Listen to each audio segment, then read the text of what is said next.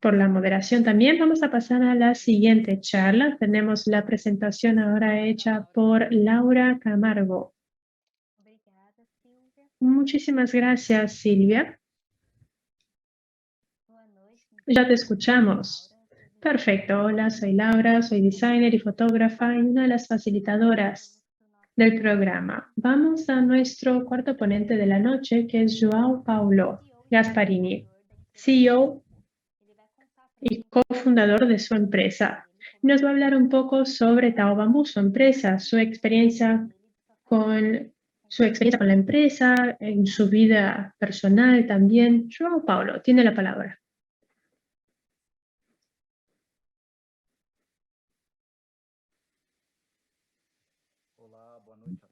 Hola, muy buenas noches. Es un placer estar aquí con todos y todas ustedes. Quiero agradecerle a Fundación Japón por la invitación.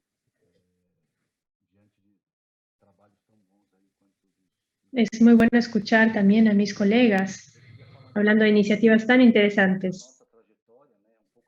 Quisiera hablar un poco de nuestra trayectoria y, bueno, digo nuestra porque siempre hay muchas personas involucradas, ¿verdad?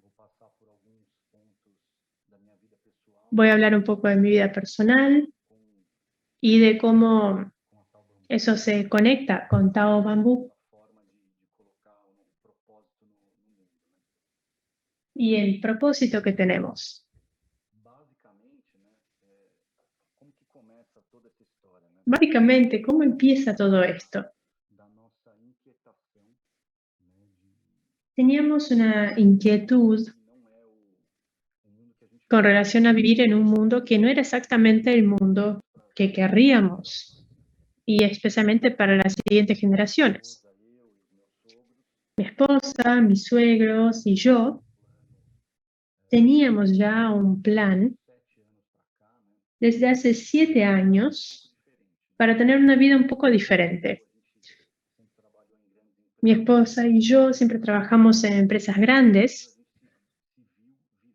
y muchas veces veíamos que simplemente estábamos trabajando para ganar más dinero y seguíamos en ese ciclo, el ritmo común, digamos, de la gran mayoría, y decíamos, ¿será esto realmente lo que queremos? Y queríamos tener una vida diferente, vivir de manera más sencilla, con la naturaleza.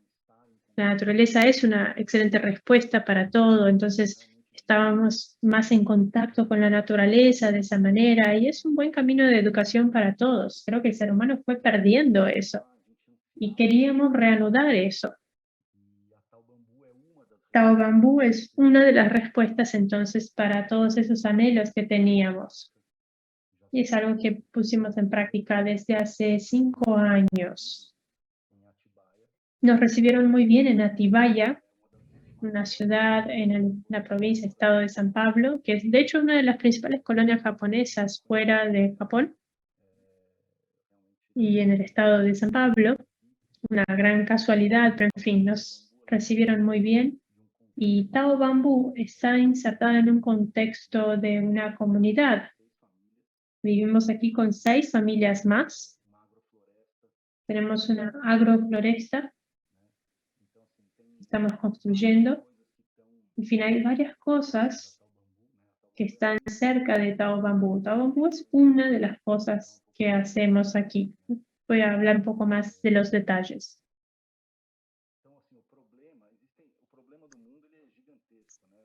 Hay muchos problemas en el mundo y no podemos solucionarlos todos, pero uno de los problemas sería el consumo, un consumo impresionante de materiales no adecuados, como el plástico. El plástico sería el principal. Y entendemos que el bambú es una de las grandes respuestas para ese problema. Claro que hay que pensar en el cambio climático también. En fin, es un problema enorme que no podemos menospreciar. Y está un bambú, entonces sería una manera de tratar de solucionarlo. Pero ¿por qué el bambú? No soy un experto, no soy un técnico, digamos, un experto técnico en esto, pero los motivos son tan obvios que incluso a mí, sin esa formación, sin ese background, me llamó la atención el uso del bambú. Hace 5 años, cuando recién empezábamos a trabajar más con esto. Les comento rápidamente que tiene un crecimiento y se va esparciendo rápidamente, y en este mundo eso es una gran ventaja hoy día. Cuando uno pone una muda, después de 5 años, ya tiene la oportunidad de cosechar los brotes, cosechar el bambú, y eso es perenne, o sea, se va cosechando durante muchos años.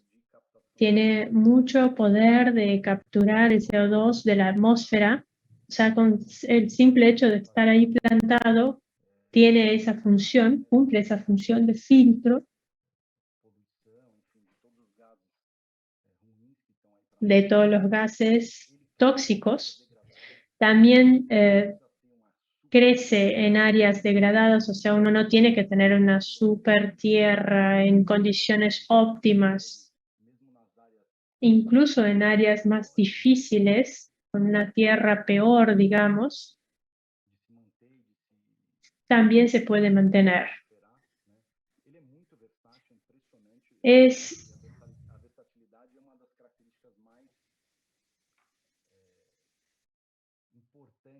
muy versátil también, esa es una característica importante. Tenemos el brote que puede alimentar, tenemos el bambú per se que se puede utilizar en la construcción civil, tenemos la fibra del bambú que se puede utilizar en telas de manera muy tecnológica también, de hecho. Se puede mezclar con el cemento. Es muy liviano, muy flexible, muy resistente. También nos da la oportunidad de transformarlo en carbón vegetal, de restos, y es 100% biodegradable. Ahora un poco de lo que hacemos nosotros. Lo que hacemos hoy tiene que ver con lo que nos fueron pidiendo en todo este tiempo. El bambú en Brasil es algo muy reciente. Empieza ahora a ganar más fuerza. Y no hay prácticamente expertos aquí en Brasil, como en el caso de la madera, por ejemplo. En madera ya hay nichos, hay un mercado establecido, hay gente que trabaja con los muebles, hacen muebles especiales con madera, pero eso prácticamente no existe en Brasil. O sea que prácticamente fuimos aprendiendo de a poco, de acuerdo con las condiciones de lo que podíamos hacer. Así que hoy tenemos 4 o 5 líneas de actuación: utilidades domésticas, la línea de bienestar y también que tiene que ver con baño, y después materiales de oficina, una línea para mascotas y también juegos didácticos que me encantan, y yo creo que tenemos que trabajar con eso, porque como se dijo antes, el cambio está en los jóvenes principalmente.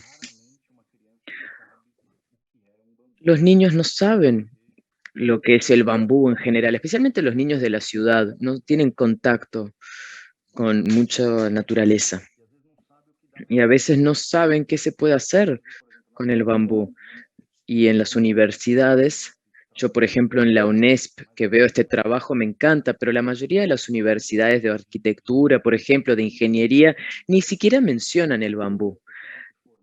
Así que las personas se reciben y conocen mucho las estructuras metálicas y saben mucho de cimientos y tal, pero el bambú prácticamente es despreciado, es dejado a un lado. Entonces, ¿cómo queremos desarrollar una cadena si las personas que salen de la universidad no saben o nunca estuvieron en contacto, digamos, con el bambú en la universidad? Entonces, qué suerte que la UNESP está haciendo esto, porque lo veo como algo muy positivo y hay muy poca gente que tiene este contacto en la universidad con el bambú. Me gustaría también contarles un poco sobre lo que vemos como nuestros puntos de destaque.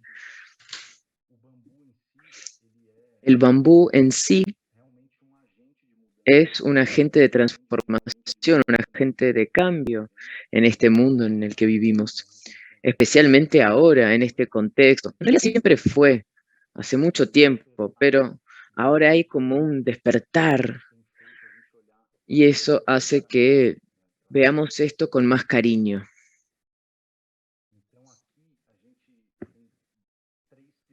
Aquí hay tres pilares que muestran quiénes somos y cómo trabajamos. Primero tenemos la energía solar. Toda nuestra producción tiene energía solar. También pudimos cerrar nuestro círculo de residuos en dos puntos de la cadena de bambú, que es en el tratamiento y en el descarte. Creamos un sistema para el tratamiento, es un sistema cerrado que trata los bambúes en un químico, entonces queda almacenado en una caja, va a un tanque donde están las partes de bambú y después vuelve a esa caja. Pudimos hacer entonces un diseño realmente único. Yo nunca vi nada parecido a eso, la verdad. Y también es de bastante riesgo porque no sabíamos si iba a funcionar, pero ha funcionado por suerte, así que estamos muy contentos con eso. Y luego está la parte de la transformación de lo que sobra de la producción en carbón vegetal. Eso es algo realmente increíble.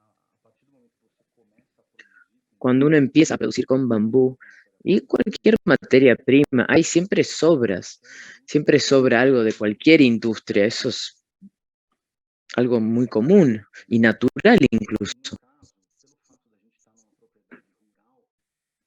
Como estamos en una propiedad rural, nosotros pudimos transformar las sobras de producción en carbón vegetal y eso va a alimentar la plantación de bambúes y el bosque. Actúa como un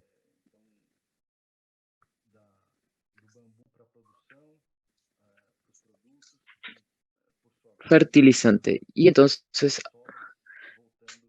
todo vuelve al suelo.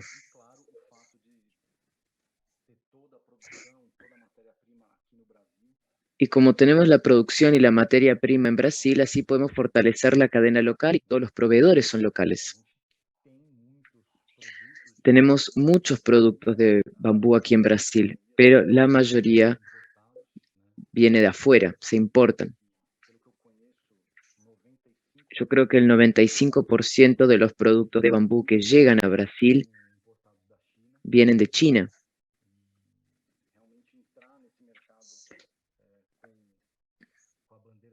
Entrar en ese mercado es un orgullo para nosotros, como brasileños.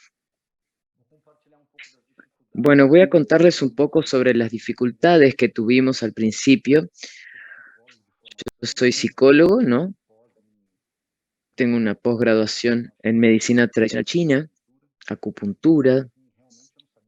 Yo realmente no sabía nada del bambú cuando empecé, absolutamente nada, nada, nada. Y fue muy difícil al principio. No era parte de mi rutina diaria ni de mi vida. Tuve que estudiar, y no solo estudiar el mercado, sino también estudiar fuentes académicas. Sigo sin ser un especialista, pero tengo una base bastante razonable para poder transitar en ese mundo.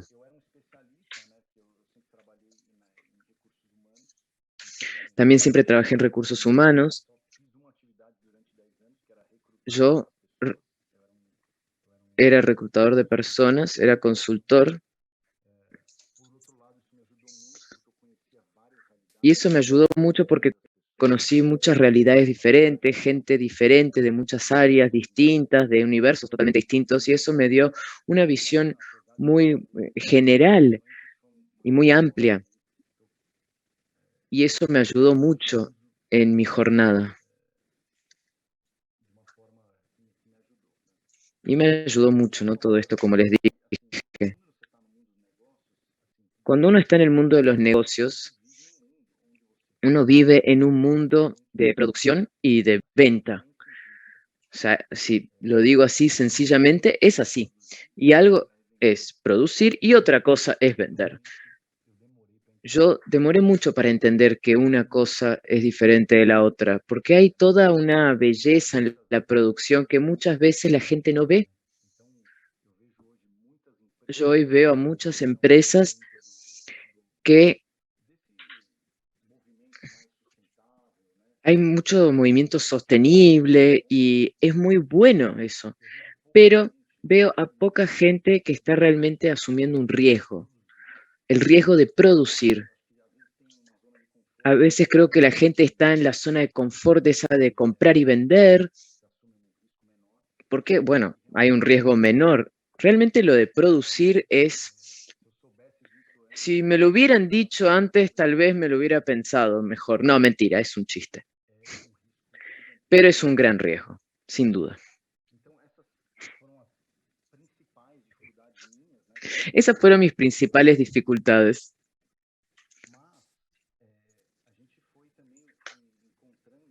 Pero también fuimos encontrando algunos retos en la cadena productiva. Por ejemplo, la informalidad que existe. Cuando empezamos a conocer lo que era el bambú en Brasil, vimos una cadena de producción muy informal. Aquí pongo al pequeño artesano trabajando como autónomo, digamos. Y yo creo que el pequeño artesano puede ser una de las claves del cambio. Yo creo mucho en el pequeño trabajador, la pequeña empresa. Pero lo que encontramos es que no hay estructura, que no hay burocracia, no está la burocracia que el sistema exige. Y es un hecho eso. Cuando uno entra al mundo de los negocios, hay burocracias que uno no puede saltar, especialmente si uno quiere hacer las cosas bien, crecer y tener una cierta continuidad y llegar a niveles más altos. Así que uno de los primeros obstáculos era, por ejemplo, poder emitir una factura. Cuando hablamos de ese tema, aún hoy, a veces es como un tabú. Es difícil que te den una factura. Así que a veces hay que comprar algo para revenderlo o comprar algún insumo porque no lo tenemos disponible, hasta la propia materia prima a veces. Y realmente tenemos dificultad para que nos emitan una factura. Y si no tenemos una factura, ¿cómo trabajamos de manera legal en el mundo de los negocios? Es muy difícil. Es el primer paso. A veces hay gente que quiere dar un recibo de servicio, pero digo, bueno, pero eso para producto realmente es complicado. Así que creo que hay un espacio aquí para que el pequeño aprenda a ser más formal. Creo que es un punto que hay que tener en cuenta. Luego, la legislación es otro punto. Cuando quisimos fundar la empresa, nos pusimos a estudiar y contratamos abogado y contador, y la legislación aquí es bastante pobre, o sea, no mencionan el bambú. Por lo tanto, tuvimos que guiarnos por analogías, jurisprudencia, siempre comparándolo con la madera, pero no es madera, es una gramínea. Entonces, es bastante ignorante la legislación, diría. No conoce lo que es el bambú y todo su potencial. Nosotros conseguimos una financiación de implementos agrícolas. Yo soy productor rural y pudimos financiar un tractor con un banco y prácticamente ayudamos al banco a realizar todo y poner las normas de bambú en el sistema. Y ahí uno se pone a pensar y dice, wow, realmente empezamos de cero. Para, si queremos una financiación para maíz o soja, eso ya está mapeado de arriba a abajo. Así que los bancos y las instituciones que están en esos sectores ya saben exactamente cómo funciona. Y con el bambú todavía hay mucha incertidumbre y estamos medio que creando el camino.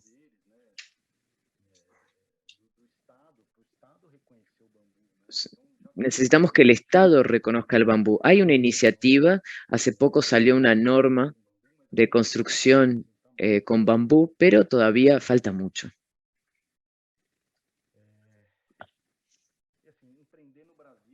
Y bueno, ¿qué puedo decir de emprender en Brasil? Puse aquí esta imagen porque tenemos un mar de oportunidades. Tenemos todavía un mar azul con muchas posibilidades. Sin embargo, el ambiente para emprender en Brasil es un poco hostil, digamos. Hubo un compañero que hizo un comentario parecido en otra charla. El Estado no ayuda.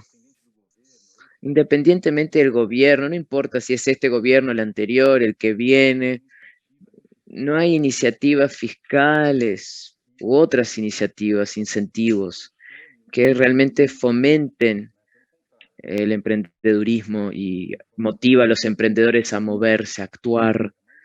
Pero bueno, yo sigo siendo optimista y veo un mar azul de oportunidades y creo que Brasil tiene todos los recursos necesarios para poder ser un ejemplo para el mundo en términos de producción y en todos los sentidos. Como dijo Keito, estamos en una zona tropical. La mayor floresta o bosque de bambú, el mayor bosque de bambú está en Brasil, en Acre. Y tenemos mucho bambú esparcido por aquí. No hay plantaciones a escala comercial, pero tal vez no lo necesitemos, tal vez ya con pequeñas plantaciones podamos cubrir las necesidades que tenemos y que sean la base para este cambio en el que creemos. Así que, bueno, estamos en un momento todavía, estamos empezando. Tiene que ver con lo que dijo Ivy también, ese tema de las nuevas culturas y nuevos contextos, y vemos una buena iniciativa, especialmente en las empresas B, pero estamos todavía empezando. Y somos pocos, nos conocemos todos los que estamos trabajando en esto, en estas buenas acciones en Brasil. En general son personas de clase media, media alta, así que bueno, son pocos. Es un pañuelo. Para llegar a la clase media y la clase baja, todavía hay mucho camino que hay que recorrer todavía. Tenemos que hacer que todos tengan acceso a esto. Eso es muy importante. Las cosas tienen que cambiar para que podamos lograr eso. Y yo espero que la gente que está aquí escuchándonos entienda realmente que todo lo que estamos diciendo es para lograr cambios. Y creo que la pandemia también está aquí para acelerar algunos procesos en ese sentido, para hacer que las cosas sean aún más, que nos queden más claras las cosas, que nos quede más claro que tenemos que trabajar con el planeta, no contra el planeta. No podemos hacer ningún tipo de negocio de, ay, solo quiero ganar dinero. No, perdón, así no se puede, lo lamento, pero así no puedes trabajar. Así que bueno, quería provocarlos de esta manera porque yo vivo día a día esto de ser una empresa sostenible. Todo tarda más, hay muchos peajes en el camino, pero uno se siente muy realizado. Uno sabe, o sea, saber que uno está haciendo su parte es muy lindo. Me gustaría, bueno, eso era lo que quería contarles. No sé si todavía hay tiempo, pero me gustaría contarles una experiencia que tuve. En el 2017 nosotros empezamos la empresa y quiero compartir la experiencia que tuvimos en ese momento, que tiene que ver con ser emprendedores. Habíamos empezado la empresa en el 2017 y eso fue en enero. Después, en febrero, marzo, nos vienen a buscar de una empresa, una productora que estaba empezando a cuidar la fundación de Japan House en Brasil.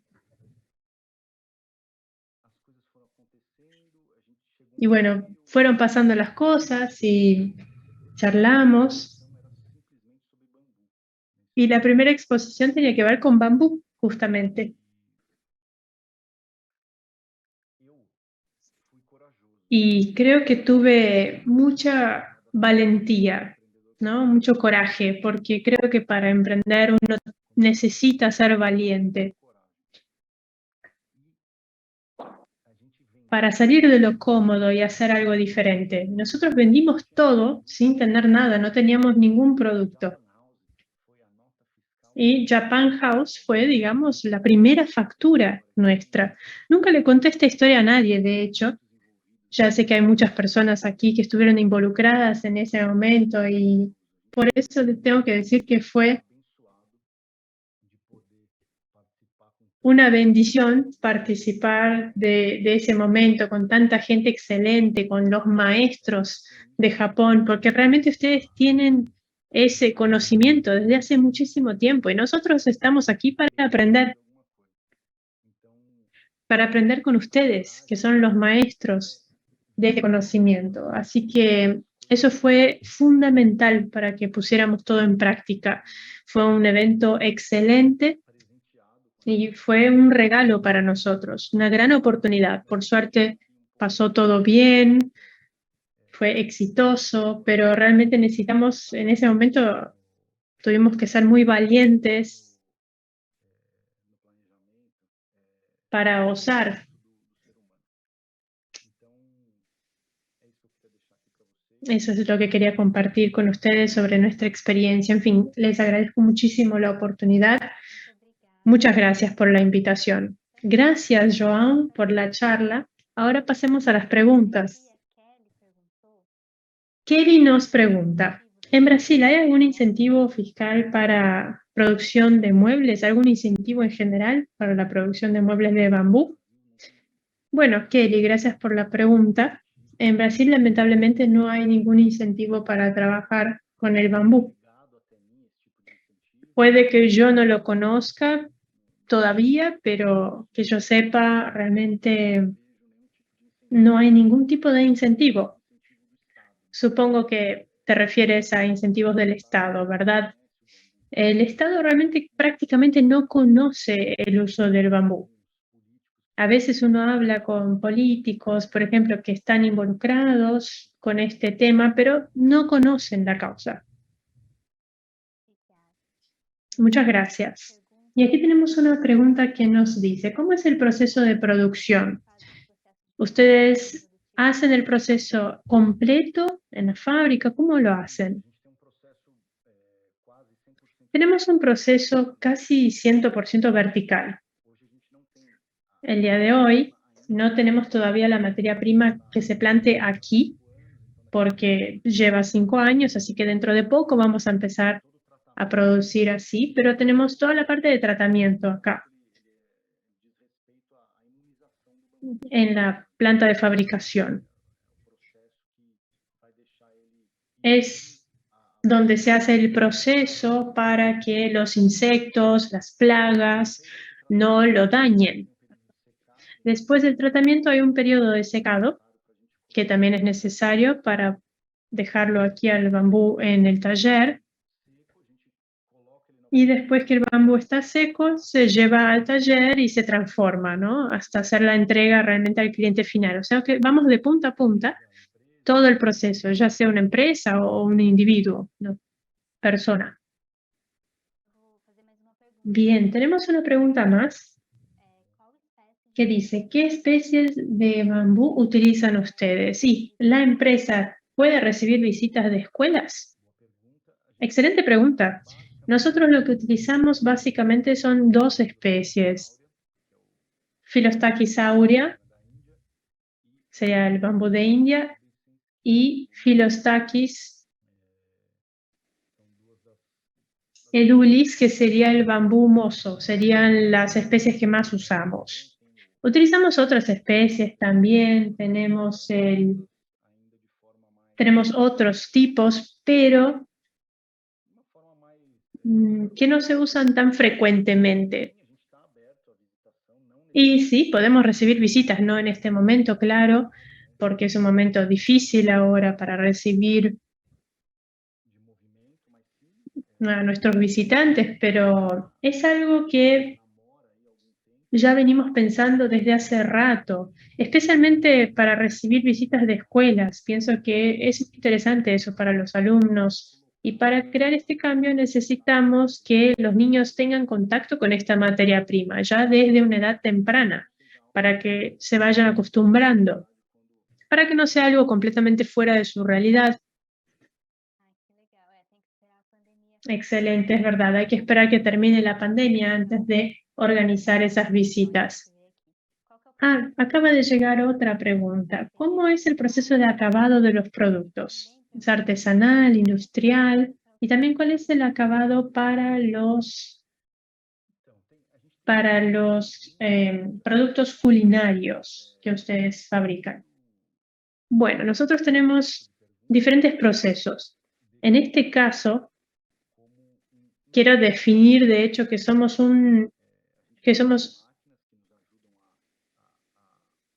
industrianía, industria y artesanía.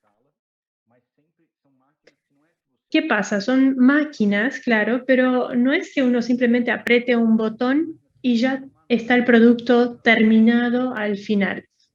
No, uno tiene que tener al operador, al técnico, a la técnica que está ahí manoseando la máquina y verificando todo el proceso.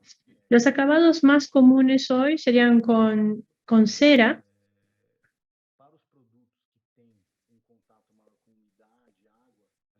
Para los que tienen más contacto con humedad, en lugar de cera de carnauba, nosotros utilizamos un producto que es atóxico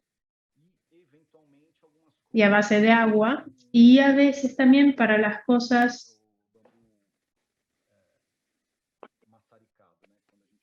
para otras cosas utilizamos fuego, digamos, para quemar, para proteger el material. Entonces sería eso, entonces, la cera, el barniz, y también usamos el fuego en algunos casos, o el soplete. Bien, excelente, muchas gracias. Gracias, João Paulo. Gracias a Laura también. Antes de concluir, vamos a escuchar una conclusión sobre estas presentaciones rápidamente.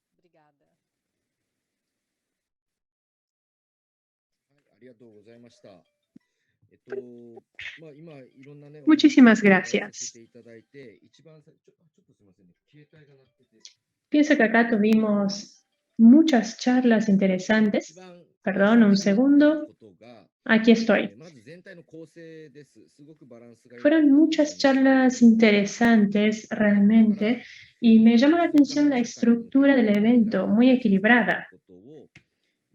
Yo entiendo que teníamos que, antes que nada, entender qué es lo importante para que logremos tener una estructura más sostenible, ¿verdad? Empezamos el evento hablando de ODS, hablando de las posibilidades de las empresas, y eso fue muy interesante para mí. Después, el señor Kobayashi nos comentaba también sobre algunos detalles del bambú. Y en Japón tenemos una visión sobre el país, así de manera general, donde nos damos cuenta de que no somos nada más los humanos, también está la naturaleza.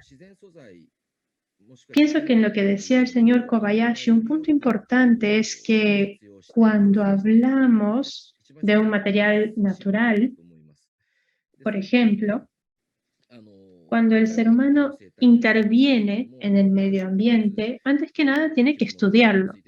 Eso también quedó bastante claro en esa presentación. O sea que el punto es pensar en esa planta, en ese ser vivo y en cómo podemos entenderlo mejor para usarlo mejor.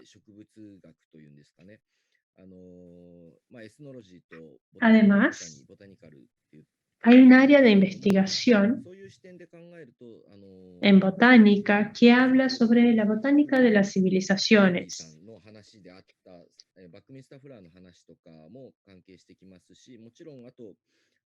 En la presentación de Ivy, yo noté que había varios elementos interesantes que me hicieron reflexionar bastante. Y en la presentación del señor Takagi me pareció importante ver la línea de arte y naturaleza. En fin, realmente pienso que el evento hoy nos ha dado muchas ideas, mucho para pensar sobre el futuro. Y la presentación de Tao Bambú también me gustó mucho para concluir, para decir cuál es la realidad.